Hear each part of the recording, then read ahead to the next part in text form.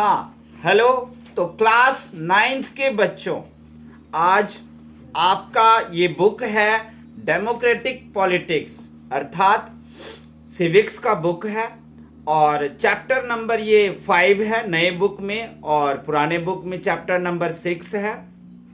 कुछ भी हो, लेकिन आपको नाम रखना चाहिए याद। और आपके चैप्टर का नाम है डेमोक्रेटिक राइट्स। हिंदी में इसको कहते हैं लोकतांत्रिक अधिकार। देखो, आप तो जानते ही हो कि आप लोग 2 साल के लिए लोकतंत्र की यात्रा पर निकले हो, डेमोक्रेसी के जर्नी पर आप लोग हो। 10th के लास्ट चैप्टर में आपसे सवाल जवाब किया जाएगा कि आपने लोकतंत्र के बारे में कितना सीखा and how much you know about the democracy, ये सब पूछा जाएगा। लेकिन अभी तो आप यात्रा कर रहे हो, तो यात्रा के दौरान अब आ गए हो आप कि हमारे डेमोक्रेटिक राइट्स क्या हैं। अगर सरकार, आप जानते हो कि तानाशाही यानी कि डिक्टेटरशिप भी होता है, डेमोक्रेसी भी होता है, मोनार्की मतलब राजतंत्र, राजा का शासन भी होता है। लेकिन सारे शासन में पब्लिक के कुछ न कुछ अधिकार होते हैं, जनता के अधिकार होते हैं। तो उसी तरह लोकतंत्र में आपके क्या अधिकार हैं। मोनार्की में तो आप जानते हो कि राजतंत्र में ज़्यादा अधिकार नहीं होता, तानाशाही में यानी कि डिक्टेटरशिप में भी ज़्यादा अधिकार नहीं होता जनता के पास, और लोकतंत्र में जनता के पास बहुत सारे अधिकार होते हैं। लेकिन कौन कौन से अधिकार होते हैं उसको जानना भी तो जरूरी है। अगर आप लोकतंत्र के अपने अधिकारों को अगर जानोगे ही नहीं, तो आपका कहीं भी शोषण हो जाएगा, किसी भी जगह पर में आपको लूटा जाएगा और आपको पता भी नहीं चलेगा। अगर हम लोकतंत्र में हैं तो हमें जानना जरूरी है कि हमारे अधिकार कौन कौन से हैं। तो आइए, आप लोग तो जानते ही हो कि जो भी चैप्टर या लेसन आपको मैं या पढ़ाया जाता है या कोई भी पढ़ाते हैं टीचर, तो वो आपको असली मुद्दे पर आते ही नहीं है। वो आपको एक स्टोरी सुना देंगे, उस स्टोरी से आपको ये जानना है कि मेरे पास कोई अधिकार है या नहीं, या हमारा अधिकार छीना गया है या है। ये सारा कुछ आपको उस स्टोरी से जानना होगा। तो सबसे पहले एक छोटा सा स्टोरी है यहाँ पर कि एक लड़का है, उसका नाम है अनस, उसका नाम है जमील अल बन्ना। अनस जमील अल बन्ना नाम है। ये लखनऊ का रहने वाला है। 9 इयर्स 9 साल का ये लड़का है, और ये एक चिट्ठी लिखा था इंग्लैंड के प्रधानमंत्री के नाम। उस टाइम इंग्लैंड के प्रधानमंत्री टोनी ब्लेयर थे, और टोनी ब्लेयर को उसने 7/12/2005 को अनस जमील अल बन्ना नाम का एक मुस्लिम 9 साल के लड़का ने एक लेटर लिखा था। क्या लिखा था मैं आपको पढ़ के सुनाता हूँ। लिखा था, डियर मिस्टर टोनी ब्लेयर, मेरे प्यारे प्रधानमंत्री टोनी ब्लेयर साहब, फर्स्टली हाउ आर यू। ये पूछता है कि पहले तो आप कैसे हो। I sent letter 2 years ago, मैंने आपको 2 साल पहले भी लेटर लिखा था, लेकिन आपने कोई जवाब नहीं दिया, इसलिए मैं आपको फिर से लेटर लिख रहा हूं। मेरे पिता एक ग्वांतानामो बे नामक जेल में बंद हैं। उन पर इल्जाम है कि उन्होंने अमेरिका में जो हमला हुआ था 11 सितंबर 2001 को, जिसको हम 9/11 की घटना को नाम से जानते हैं, तो 9/11 की घटना में हमारे पिता को जिम्मेदार ठहराया गया और उन्हें गिरफ्तार करके ग्वांतानामो बे जेल में रख दिया गया। लेकिन उसके 5 साल बीत चुके हैं। उनकी ना तो तारीख पे तारीख होती है, ना किसी अदालत में पेश किया गया है, ना ही उस पर किसी भी प्रकार का इल्जाम या दोष साबित किया गया है। बस उनको जेल में रखा हुआ है इतने सालों से। मैं ये कहता हूं कि मैं अपने पिता को बहुत याद करता हूं, और मैं अपने पिता के साथ पिछले 4-5 सालों से ईद भी नहीं मनाया। और आपके बच्चे तो आपके साथ क्रिसमस मनाते होंगे ना। तो मेरा ये है कि इस बार आप जरूर मेरे लेटर का रिप्लाई करोगे कि मेरे पिता क्यों जेल में बंद हैं, वैसे हमारे पिता को हमारे गांव के लोग, हमारे शहर के लोग भी बहुत अच्छा कहते हैं, और सब लोग उन्हें अच्छा कहते हैं, एक अच्छे चरित्रवान इंसान है। उन्होंने गलती नहीं की है, और अगर गलती की भी है तो उसका दोष साबित करके उन्हें सजा दिया जाए, ताकि वो सजा भुगत कर फिर हमारे पास वापस लौट के आए। लेकिन अगर उन्हें सजा नहीं दी गई है, दोषी साबित नहीं हुआ है, तो 5-5 साल 6-6 साल तक सिर्फ जेल में बंद रखना, अदालत में पेश ही नहीं करना, ये कौन सा न्याय है? और ये आप लोगों का कौन सा न्याय है? ये लेटर अनस जमील अल बन्ना नाम के लड़के ने लिखा। अब मैं आपको बता दूं कि इसके पिता को गिरफ्तार कैसे किया गया, क्या हुआ, वो थोड़ी सी। तो सबसे पहले आपको ले चलूंगा ग्वांतानामो बे। ग्वांतानामो बे है क्या? ग्वांतानामो बे नाम का एक टापू है। वो कोई जेल दीवारों वाली नहीं है, वो समुंदर के बीच में एक आइलैंड है। उस आइलैंड पर अमेरिकी सेना भी हेलीकॉप्टर से ही उतरते हैं। अमेरिकी कुछ सैनिक हैं वहां पर, और टेंट लगा हुआ है वहां पर। उसी टेंट में 600 कैदी को रखा गया। वो 600 कैदी वो थे जिन पर डाउट था, शक था कि 9/11 की घटना में जो अमेरिका पर जो 5 एरोप्लेन के सहारे अटैक किया गया था, WTO के बिल्डिंग से एरोप्लेन को आतंकवादियों ने टकरा दिया था, जिससे बहुत ज़्यादा नुकसान हुआ, पूरा बिल्डिंग ढह गई और अमेरिका में तहलका मच गया। अमेरिका ने तुरंत ही आनन फानन में पूरी दुनिया से जब उसने सूचना इकट्ठा की, तो ये 600 लोग थे जो पाए गए कि ये 9/11 की घटना में हमला करने वाले लोगों में शामिल थे, या फिर कहीं ना कहीं ये लोग हमला करने के लिए जो षड्यंत्र किया गया था, उस षड्यंत्र में शामिल थे ये लोग। यही वजह है कि इन लोगों को गिरफ्तार करके रखा गया। लेकिन एक और बात बता देता हूं कि 600 लोगों को जो अमेरिका ने गिरफ्तार किया पूरी दुनिया से, उसमें से कुछ ही लोग षड्यंत्र में शामिल थे। अनस जमील अल बन्ना का पिता उस षड्यंत्र में शामिल नहीं था। 600 लोगों में 400 लोगों से ज्यादा लोग निर्दोष थे। उन निर्दोष लोगों को भी शक के कारण उठा के जेल में रखा गया था। जेल कोई ग्वांतानामो बे में कंक्रीट का और शेल का या दीवार का, छत का तो था नहीं। टेंट में ही रहना, अमेरिकी सेना के देख रेख में रहना। और उस जेल, वो एक ऐसा जेल है जहां दीवारें नहीं है, गेट नहीं है, कुछ नहीं है, लेकिन फिर भी कैदी वहां से भाग नहीं सकते हैं, क्योंकि वो एक आइलैंड है। और उसके बाद चारों तरफ समुंदर है। समुद्र में इतने खतरनाक जीव हैं कि कोई भी व्यक्ति वहां से बचकर कहीं भी भाग सकता ही नहीं है। इसलिए किसी कैदी को वहां से भागने की तो जरूरत भी नहीं थी। अब प्रश्न ये उठता है कि इन लोगों को गिरफ्तार करके इतने इतने सालों तक रखा गया, उनको आखिर अदालत में क्यों नहीं पेश किया गया? अरे अगर हम दोषी हैं तो दोष साबित करो और सजा दो। 600 लोगों में से मुश्किल से 150 लोग ही षड्यंत्र में शामिल थे, बाद बाकी निर्दोषों को उठाकर रख लिया गया था। यहीं पर आपको सीखना है कि क्या ये हमारे लोकतांत्रिक अधिकार है? क्या इस तरह का लोकतांत्रिक अधिकार होना चाहिए था जहां पर हम हैं तो निर्दोष, लेकिन हमें उठाकर जेल में डाला गया? कोई बात नहीं, शायद आप शक और डाउट में हमें उठाकर जेल में डाल दिए, कोई बात नहीं, लेकिन जल्दी से हमें अदालत में पेश करके हमारे विरुद्ध सबूत दे करके, और फिर अगर हम दोषी हैं तो सजा दो, निर्दोष हैं तो छोड़ दो। और जिसने हमें गिरफ्तार किया वो हमसे माफी मांगे कि आपको शक के कारण, डाउट के कारण हमने आपको गिरफ्तार किया, आपकी तो इसमें कोई गलती थी ही नहीं, तो लोग भी माफ कर देंगे। लेकिन ये कौन सी बात कि 2001 में घटना हुई, 2005 तक, 6 तक, 7 तक, 8 तक कोई सुनवाई नहीं है। वो कैदी कह रहा है कि 8 साल से हमको यहां रखे हुए हो ग्वांतानामो बे जेल में, हमारी अगर कोई गलती है तो गलती निकाल लो, प्रूफ करो। लेकिन नहीं, उसकी तो कोई सुन ही नहीं रहे। तो क्या अमेरिका पे, या अमेरिका एक लोकतांत्रिक देश है, कहा नहीं जाएगा कि तुमने लोगों के लोकतांत्रिक अधिकार को छीना।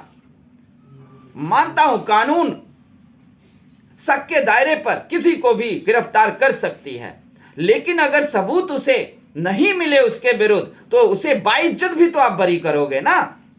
लेकिन ऐसा तो कुछ हो ही नहीं रहा था। अब ये कहानी सुन लिया आप लोगों ने, अब चलते हैं जरा सऊदी अरबिया। सऊदी अरबिया में भी ऐसा ही था कुछ, जहां लोकतांत्रिक अधिकार नहीं थे, यानी कि वहां पर महिला ड्राइविंग नहीं कर सकती थी। लेकिन आपको बता दें कि वहाँ का जो सऊदी अरब का राजा जो मोहम्मद सलमान है, वो काफ़ी पढ़ा लिखा और आधुनिक विचारों का है। अब महिलाओं को ड्राइविंग करने का वहाँ अधिकार मिल गया है। जब ये बुक लिखा गया था उस वक्त ये लिखा गया, ये नहीं था उनको वोट देने का अधिकार। उसके बाद वोट, महिलाओं को वोट देने का भी अधिकार नहीं था और ड्राइविंग करने का भी अधिकार नहीं था। अगर कोई महिला ड्राइविंग करते पकड़ी गई तो उन्हें 40 कोड़े मारने का दंड था।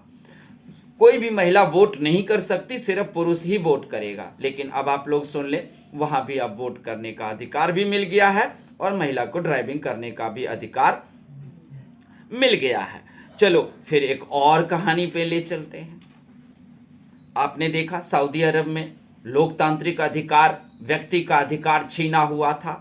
महिलाओं को ड्राइविंग का अधिकार नहीं, महिलाओं को वोट देने का अधिकार नहीं, महिलाओं को सरेआम बाजार में घूमने का कोई अधिकार नहीं। ये सऊदी अरब में था, लेकिन सऊदी अरब में इन सब चीज़ों में बदलाव हुआ है। लेकिन यही सिस्टम सऊदी अरब वाला सऊदी अरब में महिलाओं को मिल गया है, लेकिन कई मुस्लिम देशों में अभी महिलाओं को ड्राइविंग करने का अधिकार नहीं मिला है और साथ में उन्हें वोट देने का अधिकार नहीं मिला है। सामाजिक जगहों पर उन्हें घूमने का अधिकार नहीं मिला है, उन्हें बुर्का से बाहर निकलने का अधिकार नहीं मिला है। अभी करंट में अगर देखो तो अफगानिस्तान में सारे लड़कियों का पढ़ने का ही अधिकार छीन लिया गया है। ना पढ़ा सकते हो कोई भी लड़की और ना ही कोई स्कूल जा सकते हो। लड़कियां घर में रहेंगे और सारे लड़कियों को बुर्का में भी रहना पड़ेगा।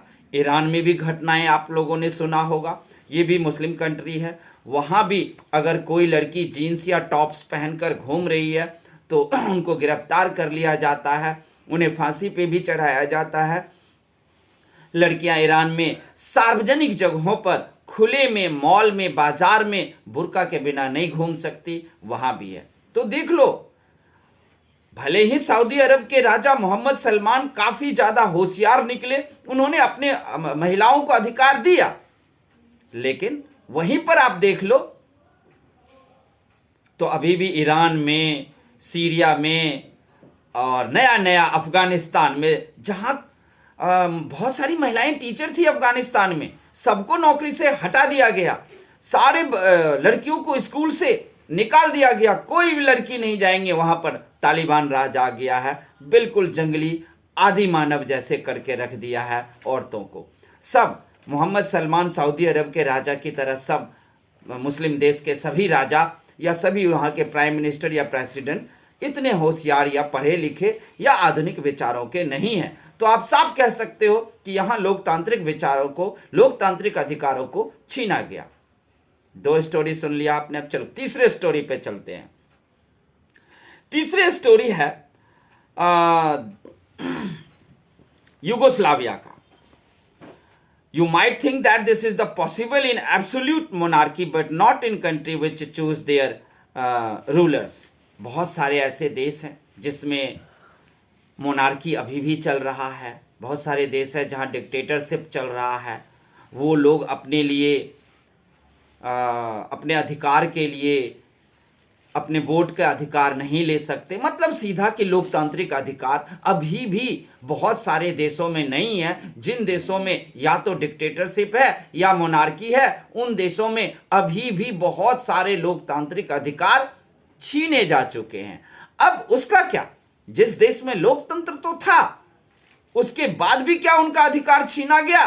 तो चलिए उसके लिए हम बताते हैं आपको।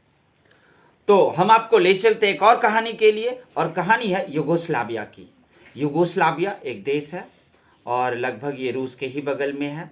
इस युगोस्लाविया को तोड़ करके ना दो भागों में बांटा गया। वो बाद की बात है। युगोस्लाविया में दो तरह के लोग रहते हैं, अल्बानिया और अल्बानियन यानी कि वो अल्बानियन लैंग्वेज बोलते हैं, और सर्बिया यानी कि सर्ब लैंग्वेज बोलते हैं। तो वहाँ पर इलेक्शन हुआ। इलेक्शन के दौरान जितने भी वहाँ नेता थे तो सर्बिया के लोग ज़्यादा थे, सर्ब भाषा बोलने वाले युगोस्लाविया में ज़्यादा और अल्बानियन भाषा बोलने वाले लोग कम थे। सर्बिया युगोस्लाविया में तब इलेक्शन हुआ। इलेक्शन में एक नेता था मिलोसेविक। मिलोसेविक ने ऐलान किया कि देखो, हम सर्बिया के हैं और सर्बिया का ही युगोस्लाविया में राज चलेगा, शासन चलेगा, लेकिन अगर अल्बानियन लोग मुझे वोट करें तो मैं गारंटी देता हूं कि अल्बानियन लोगों की सुरक्षा मैं दूंगा, और वो भले ही कम संख्या में है लेकिन मैं उनकी सुरक्षा का गारंटी लूंगा।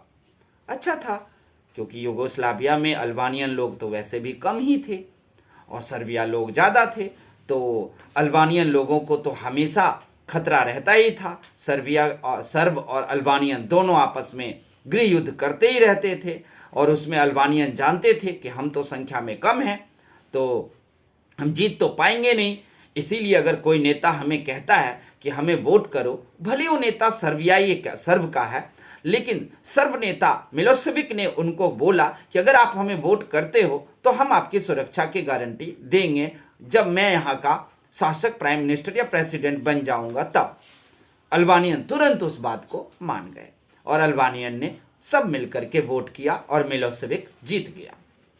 जीतने के बाद तुरंत ही जो है देखा गया कि 1999 की बात है, ये 99 की बात है। एक अल्बानियन फैमिली है, एक अल्बानियन फैमिली में 74 इयर्स की एक औरत है, 74 साल की एक औरत है, नाम है उसका बतीसा होक्सा, और उसका पति 77 इयर्स के हैं, नाम है उसका इजेत। तो बतीसा होक्सा और इजेत अपने ही घर में बैठकर आग ताप रहे थे, यानी कि ठंडी का मौसम था, आग जला रखे थे और वो आग ताप रहे थे।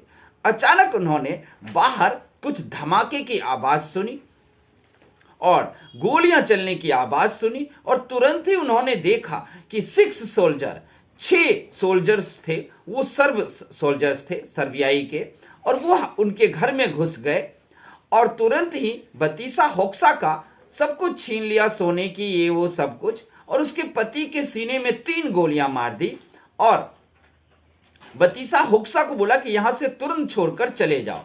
और जब वो घर से बाहर निकलकर भागी तब उन सोल्जर्स ने उनके घर में भी आग लगा दिया। कुछ बात समझ में आई आप लोगों को क्या हुआ? सर्बियाई लोगों ने आकर अल्बानिया को मारना शुरू किया इलेक्शन में, जबकि सर्ब लोगों के नेता मिलोसेविक ने वादा किया था कि अगर तुम हमें वोट करोगे तो हम तुम्हारी सुरक्षा करेंगे। तो वोट तो किया था अल्बानियन ने सोचा था कि हम क्यों ना वोट करें अगर ये हमें हमारी सुरक्षा की गारंटी लेते हैं तो, क्योंकि हम अल्पसंख्यक हैं, हम कम संख्या में हैं यहाँ। उन्होंने वोट भी किया। वोट करने के बाद मिलोसेविक वहां का प्रेसिडेंट प्राइम मिनिस्टर भी बन गया, सरकार भी बना ली, लेकिन उसके बाद भी सर्बिया की सेना ने पूरे देश में चुन चुन कर अल्बानियन के घर में घुसे और सारे अल्बानियन लोगों को मौत के घाट उतारा, उनके घर में आग लगा दिए, उनकी धन संपत्ति छीन लिया। तो क्या ये लोकतांत्रिक अधिकार था?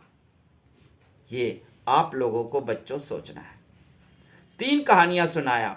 ग्वांतानामो बे जेल में 600 वो लोग जिन पर सिर्फ शक था और उन्हें जबरदस्ती जेल में बंद करके रखा गया, और उनकी तारीख पे तारीख भी नहीं चल रही थी, कभी अदालत में पेश ही नहीं किया गया, उन पे कोई दोष साबित ही नहीं किया गया। दूसरा सुनाया सऊदी अरब की किस्सा, जहां लोकतंत्र में वोटिंग तो था लेकिन महिलाओं के साथ क्या था। या फिर मैंने बताया ईरान, सीरिया या अफगानिस्तान में इस वक्त क्या हालत है। और दूसरा युगोस्लाविया की तीसरा सुनाया, जहां पर अल्बानियन लोगों ने सर्ब लोगों के साथ रहने की सोचा, सर्ब लीडर को वोट किया, जिसने उसे कहा था कि हम आपकी सुरक्षा देंगे, लेकिन क्या उन्होंने सुरक्षा दिया? उन्होंने सुरक्षा नहीं दिया, बल्कि खुद सरकार बनाने के बाद अपनी सेना को ऑर्डर किया कि सारे अल्बानियन को खत्म कर दो। तो इन 3 कहानियों से अब आप लोगों को जान लेना है कि लोकतांत्रिक अधिकार क्या होता है, लोकतांत्रिक अधिकार कैसे छीना गया, लोकतांत्रिक अधिकार के बारे में आपको जानना जरूरी है।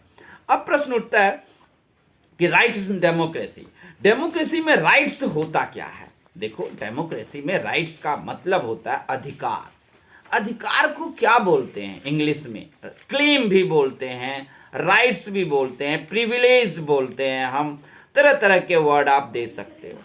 तो अगर कोई पूछे कि व्हाट इज राइट, तो आप लिखना rights are claims of a person over other fellow beings, over the society and over the government. Rights, अधिकार एक दावा है जो लोगों के पास समाज में रहने की और सरकार में भागीदारी करने की अनुमति देता है, उसे हम कहते हैं राइट्स। राइट्स क्या है? राइट्स एक दावा है। अधिकार क्या है? अधिकार एक दावा है जो हम समाज में रहने के लिए दावा करते हैं और सरकार में भागीदारी करने के लिए हम दावा करते हैं, उसे हम बोलते हैं अधिकार। अब प्रश्न उठता है कि why we need rights in democracy, democracy में हमें अधिकार की क्या जरूरत है? अधिकार तो हमारे पास है, वोट भी किया, सरकार भी चुना, तो फिर हमको लोकतंत्र में अधिकार की क्या जरूरत पड़ जाती है? नहीं जी, लोकतंत्र में हमें अधिकार की जरूरत तब भी पड़ती है। वोट तो आपने किया, लेकिन एक ही दिन वोट किया ना, उस एक दिन के बाद जिसको आपने सरकार बनाया और वो अगर युगोस्लाविया की तरह अल्बानिया लोगों को खत्म करने का आदेश पारित कर दे, तो आपने अपने ही देश में डेमोक्रेसी में एक लीडर को चुना, सरकार बना लिया उस लीडर ने, और उसके बाद इतनी महंगाई कर दी है, इतनी महंगाई कर दी है कि आपका जीना दूभर हो गया है।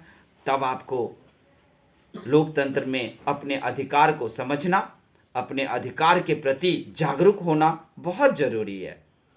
क्योंकि डेमोक्रेसी हो, मोनार्की हो, कोई भी जगह हो, क्वेश्चन है why do we need rights in democracy? हमें लोकतंत्र में अधिकार की जरूरत क्या है? तो आप लिखना, हमें अधिकार की जरूरत है क्योंकि अधिकार के बिना इंसान, मानव का तरक्की और विकास ही रुक जाता है। अगर हमारे पास अधिकार ही ना हो तो हम अपने मन का कोई काम ही नहीं कर सकते। हर व्यक्ति हर काम तो नहीं कर सकता। सरकार एक कानून पारित कर दे कि सबको नाई बनना है, तो क्या सब नाई बन जाएगा? नहीं हो सकता। सबका अपना अपना मन है, अपनी अपनी रुचि है कि मैं ये काम करूंगा, तुम ये काम करोगे, वो ये काम करेगा। सबका अपना अपना रुचि है। उस रुचि के हिसाब से काम करेगा तो वो तरक्की करेगा, विकास करेगा, वरना वो व्यक्ति जानवर की जिंदगी में चला जाएगा।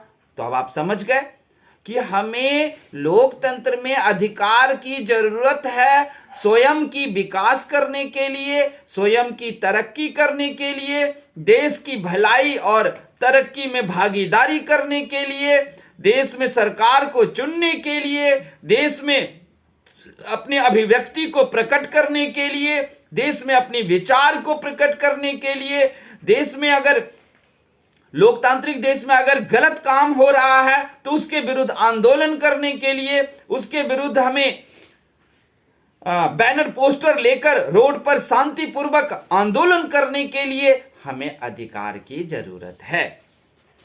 Rights in Indian constitution. अब चलिए चलते हैं कि आपको भारतीय संविधान में किस किस तरह के आपको राइट्स दिए गए हैं। तो देखो, भारत का संविधान है। संविधान लिखने वक्त तय किया गया था कि प्रत्येक नागरिक को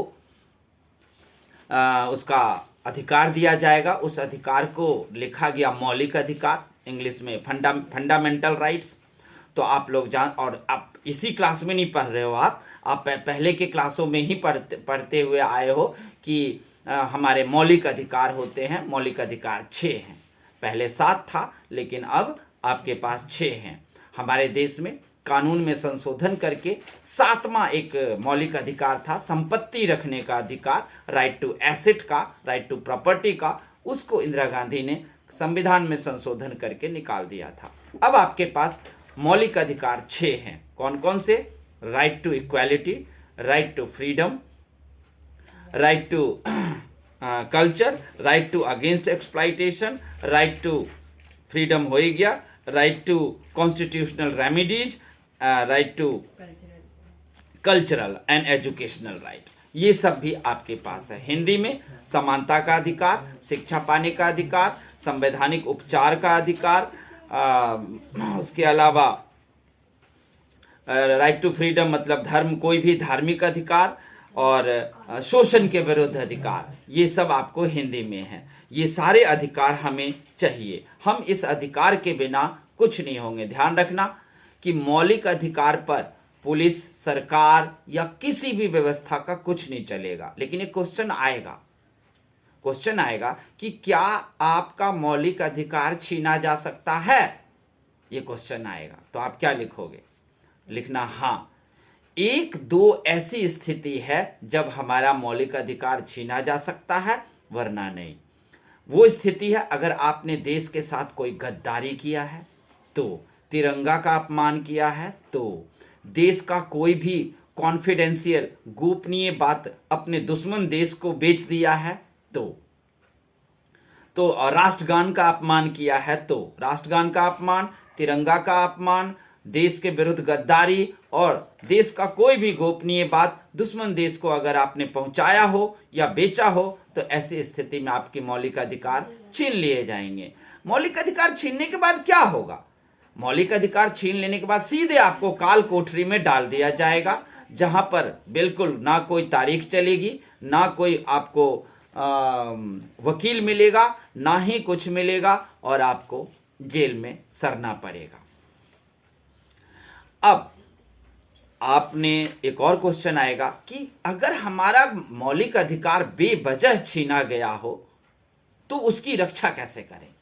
मान लो कि आपने कोई गोपनीय बातें नहीं बेची है दुश्मन देश को, गद्दारी भी नहीं किया है, तिरंगा का भी कोई अपमान नहीं किया है, तब भी अगर आपको मौलिक अधिकार छीन लिया गया तो क्या करें? जैसे आपको कोई पुलिस गिरफ्तार करके लेके चली गई और आपको वजह बताया ही नहीं, तो ये तो मौलिक अधिकार छीनना हुआ। मौलिक अधिकार में है कि हमें कॉन्स्टिट्यूशनल रेमेडीज का अधिकार है। अगर आप मुझे गिरफ्तार कर रहे हो तो आपको बताना भी पड़ेगा कि आप हमें गिरफ्तार कर क्यों रहे हो, क्या हमारा अपराध क्या है। अगर वो नहीं कहा तो ऐसे में कहीं कहीं पर देखोगे मौलिक अधिकार छीन लिया जाता है। वैसे तो नहीं छिनाता, लेकिन हो सकता है कि छिन गया हो, तो मौलिक अधिकार की रक्षा कौन करेगा? तो मौलिक अधिकार की रक्षा आपकी अदालत करेगा। जब भी आपको लगे कि हमें गलत रूप से गिरफ्तार किया गया है या हमारा मौलिक अधिकार छीना गया है, आप एक थाने में नहीं, एक एप्लीकेशन लिखकर किसी भी अदालत में दे दो। वहां अदालत तुरंत ऑर्डर जारी करेंगे, आदेश, कि इस व्यक्ति का मौलिक अधिकार किसने छीना और क्यों छीना, और आपकी पूरी तरीके से मदद की जाएगी। इतना हमारी अदालत पर आप भरोसा रखना, और ऐसा हमारी अदालत इतना मदद करते भी हैं।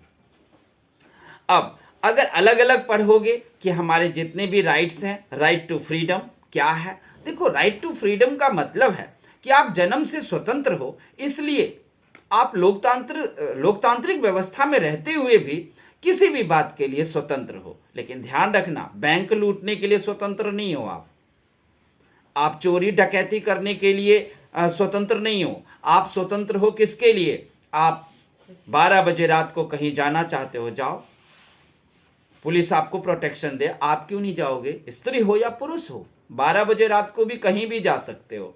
कोई जगह बहुत सुनसान है, बहुत खतरा से भरा है, तो वो तो प्रशासन की व्यवस्था करना चाहिए कि भाई उस रास्ते पर को या खतरनाक रास्ते को कैसे ठीक करें। इंसान हो आप तो कभी भी निकलो, ये आपकी स्वतंत्रता है। वोट देने की स्वतंत्रता है, शांतिपूर्वक आंदोलन करने की स्वतंत्रता है, आपको भूख हड़ताल करने की स्वतंत्रता है। आपको मंच सजाकर उस पर सरकार गलत कर रही है तो उसके विरुद्ध आपको भाषण देने की स्वतंत्रता है। हाथ में पोस्टर, बैनर, पैम्फलेट ये सब पकड़ के शांतिपूर्वक आंदोलन और शांतिपूर्वक रोड पर जुलूस निकालने का भी आपको अधिकार है। ये सब है राइट टू फ्रीडम। उसके बाद आता है सारी चीजें कि राइट टू इक्वालिटी, यानी कि आप जन्म से सब एक समान हो, इसलिए लिंग, रंग और जाति के आधार पर आपसे कोई भेदभाव नहीं करेगा। ये है आपकी राइट टू इक्वालिटी। उसके बाद संवैधानिक उपचार है, यानी कि आपके साथ कोई गलत बात हुई है तो आप उसके लिए अदालत में जाकर न्याय मांग सकते हो। इसके अलावा है आपके पास, उसके बाद आएगा राइट टू एक्सप्लॉइटेशन, मतलब आपसे कोई काम करा करके आपका शोषण कर रहा है, काम करा के वेतन नहीं दिया, फ्री में काम, मुफ्त में काम करा लिया, या किसी भी तरह का बंधुआ मजदूर बना लिया, या स्त्री और पुरुष होने के नाते आपको गुलाम बना लिया, आपका शोषण कर लिया, थोड़े से पैसे देकर ज़्यादा काम करा लिया, ये सब शोषण है। इसके विरुद्ध भी आप अदालत में जा सकते हो, आपकी पूरी मदद की जाएगी। राइट टू एजुकेशन, आपको शिक्षा पाने का अधिकार है। आप किसी भी जाति या धर्म से हो, कोई फर्क नहीं पड़ता। आप निम्न जाति से हो, दलित से हो, हरिजन से हो, लेकिन आप पंडित बनना चाहते हो, आप पूजा पाठ कराना सीखना चाहते हो, बिल्कुल सीख सकते हो। कोई भी एजुकेशन ले सकते हो, आप भी गीता का ज्ञान ले सकते हो, आप भी किसी भी तरह का कोई भी काम कर सकते हो। Right to freedom of religion, right to religion का मतलब होता है आप किसी भी तरह के धर्म को अपना सकते हो। आपको छूट है, आप मुसलमान बन जाओ, हिंदू बन जाओ, सिख बन जाओ, ईसाई बन जाओ, यहूदी बन जाओ, इसके लिए आपको संवैधानिक छूट है। ये आपका फंडामेंटल राइट है, ये आपका मौलिक अधिकार है कि आप किसी भी तरह के संविधान में किसी भी तरह के धर्म को आप अपना सकते हो। अगर मान लो आप हिंदू हो और बन गए क्रिश्चियन, अब आपके समाज के लोग आपको तकलीफ दे रहे हैं, आप पर हमला कर रहे हैं, तब आप क्या करोगे? तब आप अदालत में जाओगे। अदालत की तरफ से तुरंत आपको 2 प्रोटेक्शन गार्ड पुलिस दी जाएगी आपकी सुरक्षा के लिए, क्योंकि हमारे संविधान के नज़र में सारे धर्म बराबर हैं, जिसका जो धर्म अपनाए, क्योंकि सभी धर्म तो अच्छा ही सिखाता है, बुरा तो कोई सिखाता नहीं है। ये कानून के नज़र में ये अच्छा बुरा हमारे समाज में होता है। आप हिंदू से मुसलमान बने, अब मुसलमान हो, मुसलमान से आप हिंदू बन गए, अब मुसलमान आप पर हमला कर रहे हैं तो आपकी अदालत और प्रशासन व्यवस्था मदद करेगी और आप वहां मदद लें। इसके अलावा आपके पास है कि अब how can you secure these rights, अगर मान लो फंडामेंटल जितने भी राइट्स हैं वो कहीं पर अगर छीने जा रहे हैं तो आप क्या करोगे? तो मैंने आपको पहले बता दिया ना कि अगर कहीं भी अगर लगे how can you secure your fundamental rights, तो you can secure your rights through the help of judiciary. आप जुडिशियरी, भले ही आपको गिरफ्तार करके पुलिस वाले ने थाने में बंद कर दिया, लेकिन आप थाने में हो ना, फैमिली वाला कोई तो होगा ना जो एक एप्लीकेशन जुडिशियरी को लिख सकते हैं। तो जुडिशियरी को एक एप्लीकेशन लिखो, 24 घंटे के अंदर आपको वहां थाने से छोड़ा जाएगा और अदालत में पेश किया जाएगा। वैसे भी रूल है कि किसी को भी गिरफ्तार करके 24 घंटे से ज्यादा 1 मिनट भी आप थाने में नहीं रख सकते। जुडिशियरी अदालत में पेश करना पड़ेगा पुलिस को। तो 24 घंटे के बाद भी अगर पेश नहीं किया तो फैमिली का कोई भी मेंबर जुडिशियरी की मदद लो। कहीं भी आपको लगता है कि हमारा फंडामेंटल राइट्स, मौलिक अधिकार छीना गया है, तो उसे सिक्योर करने के लिए आप कहां जाओगे? जुडिशियरी के पास, अदालत के पास, और अदालत में आपकी पूरी मदद की जाएगी। एक्सपेंडिंग स्कोप ऑफ राइट्स, क्या जरूरत है कि थोड़ा एक्सपेंड किया जाए राइट्स को, अधिकार को?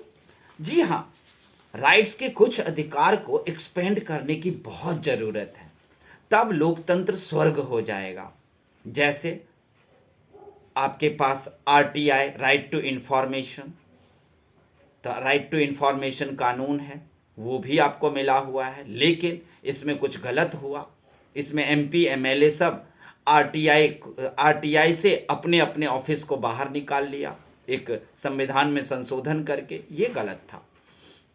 हर एक ऑफिस को, चाहे वो प्राइम मिनिस्टर का ऑफिस हो, चाहे वो किसी एमपी एमएलए का ऑफिस हो, हर एक ऑफिस को आरटीआई कानून के अंदर रखना चाहिए। उसके बाद है प्राइवेसी, राइट टू प्राइवेसी। हर एक व्यक्ति का राइट टू प्राइवेसी होना चाहिए। जैसे आप जानते हो, आपके हाथ में मोबाइल है तो आपके पास प्राइवेसी नहीं है। आप जो ही मोबाइल के सामने आते हो, सेंसर आपका फोटो खींचता है और उसके बाद आपके बारे में सब कुछ पता कर लिया जाता है। आप देखते हो, कोई भी ऐप लेते हो प्ले स्टोर से, वो ऐप खरीदने के बाद जब ऐप चालू करते हो तो वो क्या कहता है, परमिशन दो आपके गैलरी को देखने का, आपके फ़ोटो को यूज़ करने का, आपके वीडियोस को, गैलरी को यूज़ करने का परमिशन दो, तो वो ऐप चलेगा, नहीं तो नहीं चलेगा। भाई, हम तुम्हारा ऐप यूज़ करेंगे, तुम हमारी गैलरी को क्यों देखोगे? ये तो हमारे प्राइवेसी की बात हो गई ना। तो यहाँ पर राइट्स को एक्सपेंड करने की ज़रूरत है डेमोक्रेसी में। किसी भी ऐप वाले को ये पूछने का नहीं हक होना चाहिए कि हम आपकी गैलरी देख सकते हैं क्या। फोन बुक भी पूछता है, कोई भी एप्लीकेशन लेने के बाद फोन बुक यूज करने को कहता है, दो परमिशन। क्यों दे हम अपना फोन बुक हमें तुम क्यों दे? इसीलिए कोई भी एप्लीकेशन ले तो वो हमें यूज करने दे। लेकिन ऐसा नहीं है, अगर आप उसे अपना फोन बुक, अपनी गैलरी यूज करने का परमिशन नहीं दोगे तो वो ऐप नहीं चलता है। सच है कि नहीं? वो ऐप चलता ही नहीं है। तो इस बात को हमें राइट टू प्राइवेसी चाहिए, राइट टू प्रोटेक्ट एनवायरनमेंट चाहिए। देखो, एनवायरनमेंट में जिसको जहां मर्जी हो कूड़ा फेंकता है, जिसको जहां एनवायरनमेंट को गंदा कर रहा है। अगर राइट टू एनवायरनमेंट भी मिल जाएगा तो फायदा ये होगा कि अगर कोई भी एनवायरनमेंट को गंदा करेगा तो वो व्यक्ति को जेल जाना पड़ेगा। Right to have access to health, right to health भी मिल जाना चाहिए। तो राइट टू हेल्थ अगर मिल जाएगा तो हर एक व्यक्ति को सरकारी अस्पताल में भी अच्छा से अच्छा इलाज होगा, उसे प्राइवेट जाने की जरूरत नहीं पड़ेगी गरीब लोगों को। तो इससे फायदा हो जाएगा कि गरीब लोग भी एक अच्छी जिंदगी जिएंगे, स्वास्थ्य पूर्ण जिंदगी जिएंगे, हेल्दी लाइफ को वो एग्जिस्ट करेंगे और उनको लोकतंत्र तब बहुत अच्छा लगेगा। तो आपने देख लिया कि राइट्स को एक्सपेंड करने की जरूरत कहाँ है। Right to information, right to privacy, right to environment, right to health and right to have access adequate housing and right to house. घर पाने की सबको अधिकार होना चाहिए। क्योंकि आप लोग कभी कभी सोचते नहीं हो क्या कि हम ये पृथ्वी नामक ग्रह पे रहते हैं, ये ग्रह किसी का नहीं है, लेकिन फिर भी यहाँ पर जमीनें बेची जाती हैं। वो भी किस लिए? रहने के लिए। हर एक व्यक्ति को किसी भी जगह पर में एक छोटा सा घर बनाने का फ्री में अधिकार होना चाहिए। अब कोई कहेगा, हरियाणा का जमींदार कहेगा कि बिहार से आया हुआ मजदूर अब हमारे यहाँ हमारे जमीन पर कहेगा घर बनाने दो, तो इसको हम घर बनाने दें क्या? नहीं बनाने देगा, नहीं देता है। लेकिन नहीं, right to access adequate housing. Adequate मतलब पर्याप्त होता है। मैं कह रहा हूं right to access adequate housing को खत्म कर दो, सिर्फ राइट टू एक्सेस हाउस कर दो। मतलब एक छोटा ही घर हो जाए, 1-2 कमरे का ही घर हो जाए, लेकिन किसी भी जगह पर किसी भी व्यक्ति को वो घर बनाने का अधिकार मिलना चाहिए। नहीं, यहां तो घर बनाने के लिए वहां पर क्या होगा, उसे 20 लाख में पहले तो जमीन खरीदो, फिर उस पर घर बनाओ। ये सब जमीन खरीदे क्यों, ये नहीं समझ में आ रहा है। ये पृथ्वी ग्रह सबका है। जाओ ना प्रशांत महासागर को कोई खरीदो, बेचो जाके। नहीं, जमीन वाला भाई ये खेत मेरा हो गया। हाँ, खेत आपका ही है, ये मानते हैं, लेकिन उस खेत में के एक छोटे से कोने में किसी भी व्यक्ति को एक घर बनाने का अधिकार होना चाहिए।